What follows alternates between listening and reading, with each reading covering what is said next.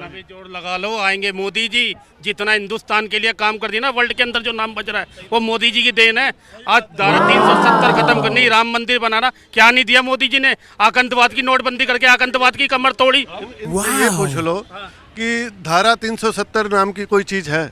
क्यों नहीं है? बताओ, आप बताओ। तो टूटी। एक मिनट, अच्छा क्या है 370? 370 में पहले क्या होता, हम जाके जमीन खरीद के कुछ बना नहीं सकते थे, कुछ नहीं कर सकते। आज जा रहे हैं, सब कुछ कर रहे हैं। पहले लोग जमीन खरीदते? जितने जिसके पास पैसा है वो ले रहे हैं। अरे कितने लोग लिए? ये पूछिए 370 क्या है, धारा है? अरे आप बता दो ना, जो राहुल जी का इतनी बात बता रहे हो। राहुल जी आने वाले 100 साल में प्रधानमंत्री नहीं बन सकता, ये लिख के ले लो। चलो वो आपकी मर्जी। 370 थोड़ा और डिटेल में बताओ। 71 क्यों नहीं हटा रहे? 70 हटा दी, 71 क्यों नहीं हटा रहे? 71 जब उसका टाइम है वो भी हट जाएगी। अरे छोड़ो 370 और थोड़ा डिटेल में जानते हो कि नहीं पूरा ये बताओ। आप बता दो ना गुरुजी, मैंने तो बता दी जो मेरे को नॉलेज थी।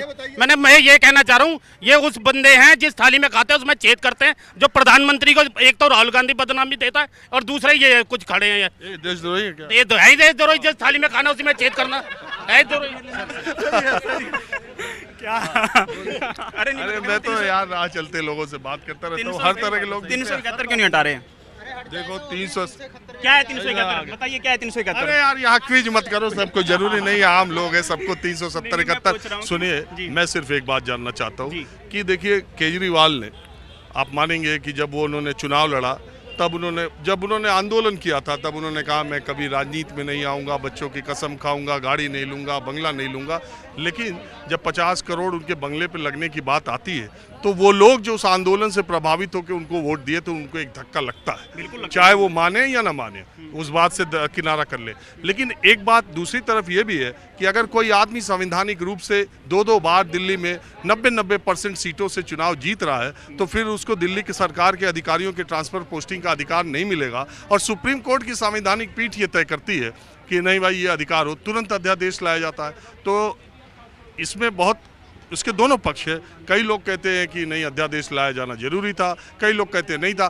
बात यह है कि अगर बीजेपी की दिल्ली में सरकार रहती तो अध्यादेश लाया जाता, पहली बात। दूसरी बात, ये स्थिति इतने साल दिल्ली में सरकार चली, 15 साल शीला दीक्षित की, 5 साल बीजेपी की, तो ये क्यों केजरीवाल में ही ये प्रॉब्लम शुरू हुई? देखो, जब शीला दीक्षित सरकार थी तब ऊपर पहले तो अटल बिहारी वाजपेयी के साथ भी उनकी सरकार थी, कांग्रेस के साथ अच्छे टर्म्स थे, तो कांग्रेस की सरकार थी तो नहीं दिक्कत आती थी। दूसरी बात क्या है कि आप कह रहे हो ना 2 बिल्लियाँ लड़ रही थी आपस में, ठीक है, तो 2 बिल्लियाँ लड़ रही थी कि रोटी खानी है, ठीक है। बंदर आया कि मैं फैसला करवाता हूँ, ठीक है, वो क्या रोटी तोड़ दी, एक तरफ ज़्यादा टूट गई, एक तरफ कम टूट गई। ज़्यादा वाली का हिस्सा खा गया तो फिर से और इवन हो गया कि एक तरफ फिर ज़्यादा रहेगी, फिर कम रहेगी, सारी रोटी खा गया। ये जो जनता है ना, ये बिल्लियाँ लड़ रही है, इनको क्या फ़र्क पड़ रहा है? कोई फ़र्क पड़ रहा है?